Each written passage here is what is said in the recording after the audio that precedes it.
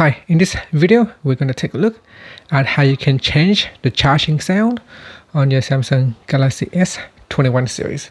So when you're plugging in your device to a charger, normally it makes a charging sound. Now, if you don't like the default sound, you could change it. So let's have a listen to this sound right here.